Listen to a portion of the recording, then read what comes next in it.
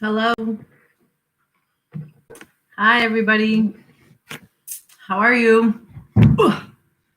How's everybody doing out there? Whew. Let me get my sip of water. I have a little water today, a little water with lemon. I already have a thumbs up. That must be Dad. Hi, Dad. Is that you? I know my father missed me these last few days. I apologize to everyone. Is that going to be loud? Lawnmower? The sounds of summer here on Block Island. And I don't always have the windows open, but I do today. But maybe, sorry, I'm like fidgety. I'm worried about the sound. I'm apologizing for not being here for the last few days. Woo, let's try again. Hi, welcome to Frankenstein Tea, daily program from the Island Free Library. I am Kristen. I'm the director of the Island Free Library, and I'm reading to you from my home today, checking in from my home. I traveled over the weekend a little bit, stretched my phase 2 reopening legs, so to speak, and took a little break before Block Island really ramps up here for July 4th and summer, and who knows what's going to ramp up here, right? It's a little precarious language. But here I am. On Monday, June 22nd, back at the daily programming. While I was away, I thought I could do it. I knew my sister-in-law and brother had good internet, and they did, but then I tried to record something because I wasn't going to be able to go live, and it was good internet, but it took forever to record. I thought I could use my phone in my mother's car, and everything died on me, so I didn't get a story in that day. And then I sort of gave up a little, but here I am back today. So I have a story today. It's a story that I thought about. I think it's a story. Let me see where it's from, because I feel like it's very appropriate for today at this moment. And it's from 1993. That's sort of telling, right? How far are we moving ahead with our thoughts and actions and everything else? So let me have a sip of water. I hope you're all doing well. I hope you're doing a little midday check-in. That's part of what Frankenstein Tea is, a little time for a midday check-in. How's your day? How are you eating? Are you eating right? How'd you sleep last night? What's your plan for the rest of the day? Do you need to change your day around? Right now, change it around if you need to, or are you going to just coast on through? This is part of the Frankenstein Tea plan here, Check in with yourself, check in with me at the library, keep our connection going. And maybe come to a little understanding about this disease, this COVID time. And I listened to something on the drive yesterday, this premise of like our new normal, right? Like, what's our new normal? What's it going to look like? What's it going to feel like? Who are we going to be? How are we going to behave? These unknowns that we have about a new normal.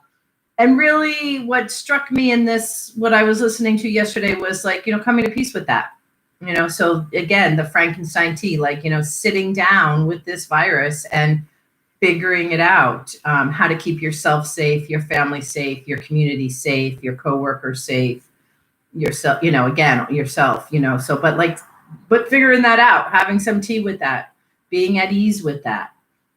Not that it's easy, not that it's, something we enjoy or want, not something that we don't feel heartache over for everyone who's had a terrible experience with it. But for those who just need to figure out how to maneuver through the rest of the year, the day, the century, whatever it is, having some tea with that, having a little peace with that. So I offer that to you today, and I'm going to offer you something by Sherman Alexie. And before I start, if I had Googled Sherman Alexie, or if you Google Sherman Alexie, he's not going to come up as a good guy, I don't think, anymore. I don't think he was I don't think he was a character to admire, a person to look up to. You know, he's tarnished at this point in our lives. But I've been curious about this story. Did not read it until this morning. Now that I've read it, I really like it, and so I'm going to read it today. So again, this is from the 40 Short Stories and Portable Anthology by Beverly Lawn. This is called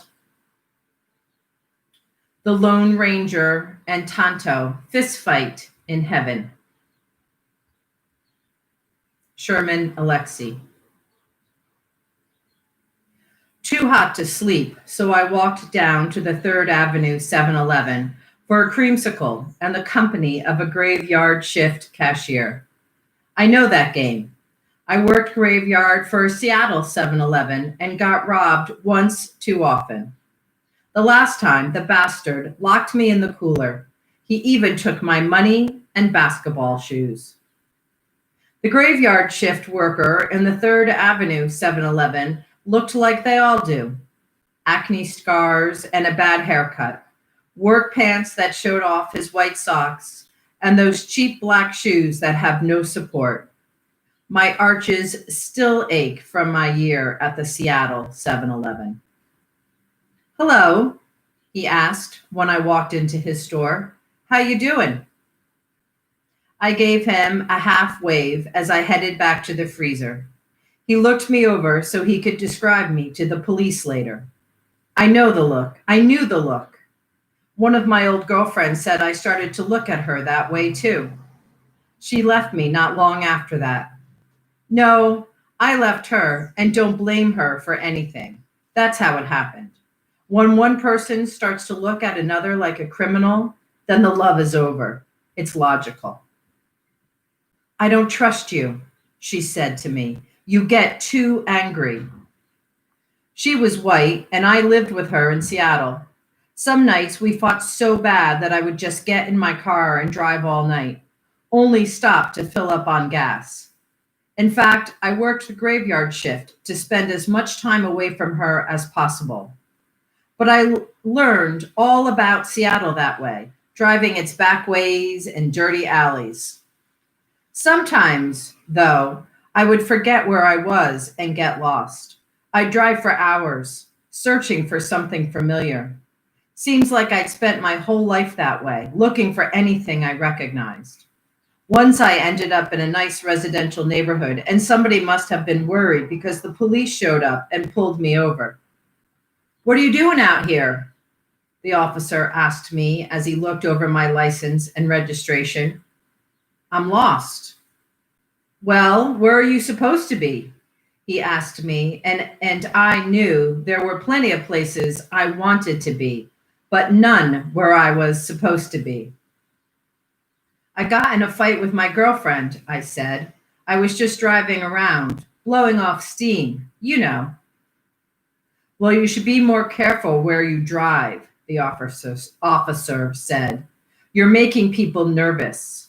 You don't fit the profile of the neighborhood. I wanted to tell him that I didn't really fit the profile of the country, but I knew it would just get me into trouble. Can I help you? The 7-Eleven clerk asked me loudly, searching for some response that would reassure him that I wasn't an armed robber. He knew this dark skin and long black hair of mine was dangerous. I had potential. Just getting a creamsicle, I said after a long interval. It was a sick twist to pull on the guy, but it was late and I was bored. I grabbed my creamsicle and walked back to the counter slowly, scanned the aisles for effect. I wanted to whistle low and menacingly, but I never learned to whistle. Pretty hot out tonight, he asked, that old rhetorical weather bullshit question designed to put us both at ease. Hot enough to make you go crazy, I said and smiled. He swallowed hard, like a white man does in those situations. I looked him over. Same old green, red, and white 7-Eleven jacket and thick glasses. But he wasn't ugly, just misplaced and marked by loneliness. If he wasn't working there that night, he'd be at home alone, flipping through channels and wishing he could afford HBO or Showtime. Will this be all? He asked me in that company effort to make me do some impulse shopping, like adding a clause onto a treaty. We'll take Washington and Oregon, and you get 6 pine trees and a brand new Chrysler Cordoba. I knew how to make and break promises. No, I said, and paused. Give me a cherry slushy, too. What size? He asked, relieved. Large, I said, and he turned his back to me to make the drink. He realized his mistake, but it was too late. He stiffened, ready for the gunshot or the blow behind the ear. When it didn't come, he turned back to me. I'm sorry, he said. What size did you say? Small, I said, and changed the story. But I thought you said large. If you knew I wanted a large, then why did you ask me again? I asked him and laughed. He looked at me, couldn't decide if I was giving him serious shit or just goofing. There was something about him I liked, even if it was 3 a.m. and he was white. Hey, I said, forget the slushy. What I want to know is if you know all the words to the theme from The Brady Bunch. He looked at me, confused at first, then laughed. Shit, he said, I was hoping you weren't crazy. You were scaring me. Well, I'm going to get crazy if you don't know the words. He laughed loudly then, told me to take the creamsicle for free. He was the graveyard shift manager, and those little demonstrations of power tickled him. All 75 cents of it. I knew how much everything cost. Thanks, I said to him and walked out the door. I took my time walking home, let the heat of the night melt the creamsicle all over my hand. At 3 a.m, I could act just as young as I wanted to act. There was no one around to ask me to grow up. In Seattle, I broke lamps. She and I would argue, and I'd break a lamp, just pick it up and throw it down. At first, she'd buy replacement lamps, expensive and beautiful. But after a while, she'd buy lamps from Goodwill or garage sales. Then she just gave up the idea entirely, and we'd argue in the dark. You're just like your brother, she'd yell, drunk all the time and stupid. My brother don't drink that much. She and I never tried to hurt each other physically. I did love her, after all, and she loved me. But those arguments were just as damaging as a fist. Words can be like that, you know? Whenever I get into arguments now, I remember her, and I also remember Muhammad Ali. He knew the power of his fists, but more importantly, he knew the power of his words, too. Even though he only had an IQ of 80 or so, Ali was a genius. And she was a genius, too. She knew exactly what to say to cause me the most pain. But don't get me wrong. I walked through that relationship with an executioner's hood, or more appropriately, with war paint and sharp arrows. She was a kindergarten teacher, and I continually insulted her for that. Hey, school marm, I asked, did your kids teach you anything new today? And I always had crazy dreams. I always have had them, but it seemed they became nightmares more often in Seattle. In one dream, she was a missionary's wife, and I was a minor war chief. We fell in love and tried to keep it secret, but the missionary caught us fucking in the barn and shot me. As I lay dying, my tribe learned of the shooting and attacked the whites all across the reservation. I died, and my soul drifted above the reservation. Disembodied, I could see everything that was happening. whites killing Indians and Indians killing whites. At first it was small, just my tribe and the few whites who lived there. But my dream grew, intensified. Other tribes arrived on horseback to continue the slaughter of whites, and the United States cavalry rode into battle. The most vivid image of that dream stays with me.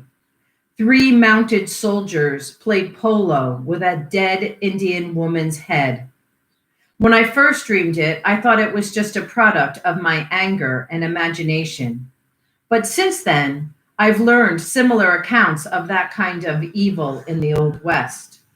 Even more terrifying, though, is the fact that those kinds of brutal things are happening today in places like El Salvador. All I know for sure, though, is that I woke from that dream in terror, packed up all my possessions, and left Seattle in the middle of the night. I love you, she said as I left her, and don't ever come back.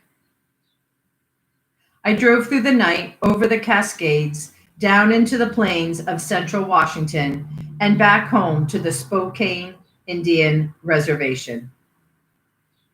When I finished the creamsicle that the 7-Eleven clerk gave me, I held the wooden stick up into the air and shouted out very loudly. A couple lights flashed on in windows, and a police car cruised by me a few minutes later. I waved to the men in blue, and they waved back, accidentally. When I got home, it was still too hot to sleep, so I picked up a week-old newspaper from the floor and read. There was another civil war, another terrorist bomb exploded, and one more plane crashed, and all aboard were presumed dead. The crime rate was rising in every city with populations larger than 100,000, and a farmer in Iowa shot his banker after foreclosure on his 1,000 acres. A kid from Spokane won the local spelling bee by spelling the word rhinoceros. When I got back to the reservation, my family wasn't surprised to see me.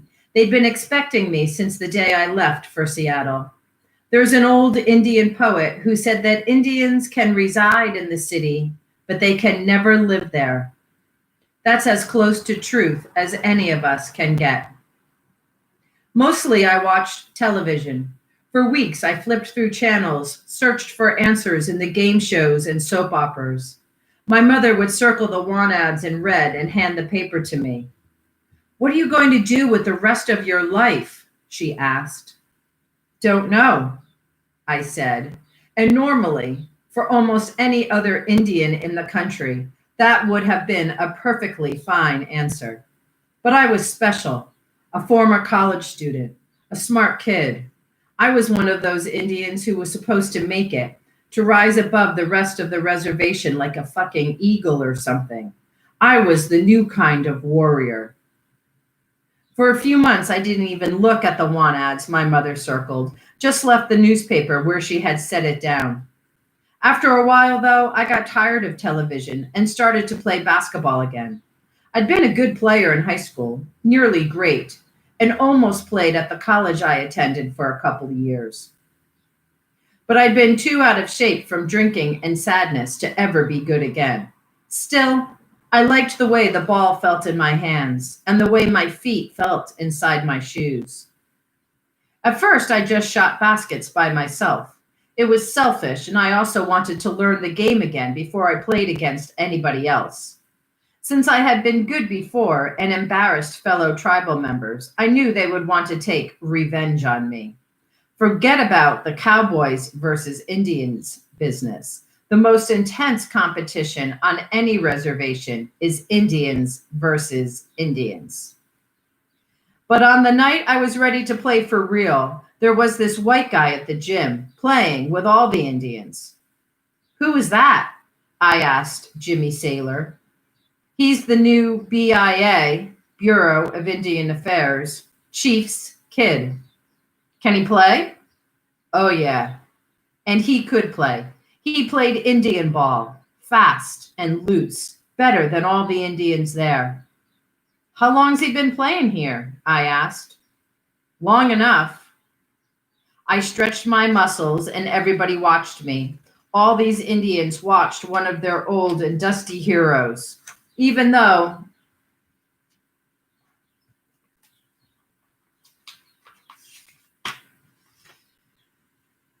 All these Indians watched one of their old and dusty heroes. Even though I had played most of my ball at the white high school I went to, I was still all Indian, you know? I was Indian when it counted, and this BIA kid needed to be beaten by an Indian, any Indian. I jumped into the game and played well for a little while. It felt good. I hit a few shots, grabbed a rebound or two, played enough defense to keep the other team honest. Then that white kid took over the game. He was too good. Later, he'd play college ball back east and would nearly make the Knicks team a couple years on. But we didn't know any of that would happen. We just knew he was better that day and every other day. The next morning, I woke up tired and hungry, so I grabbed the want ads, found a job I wanted, and drove to Spokane to get it. I've been working at the high school exchange program ever since, typing and answering phones.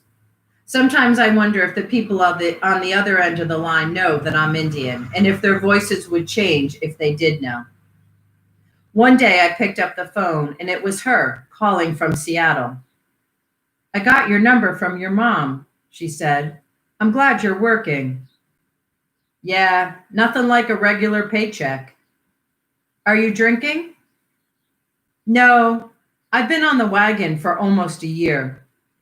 Good. The connection was good. I could hear her breathing in the spaces between our words. How do you talk to the real person whose ghost has haunted you? How do you tell the difference between the two? Listen, I said, I'm sorry for everything. Me too. What's going to happen to us? I asked her and wished I had the answer for myself. I don't know, she said. I want to change the world. These days, living alone in Spokane, I wish I lived closer to the river, to the falls where ghosts of Salem jump, where the ghosts of salmon jump. I wish I could sleep. I put down my paper or book and turn off all the lights, lie quietly in the dark. It may take hours, even years, for me to sleep again. There's nothing surprising or disappointing in that. I know how all my dreams end anyway.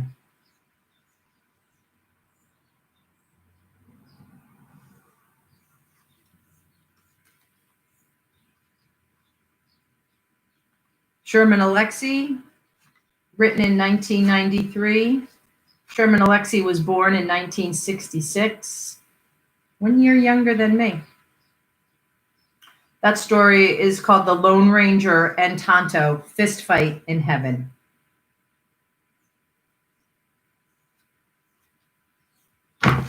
Good story. That's a short story. Good one. All right. Enjoy your afternoon. Continue on with your day. Take it easy. Breathe deep. Get what you need to get done. And hang in there, everybody. I'll see you tomorrow for Frankenstein Tea live at 3 o'clock. Peace.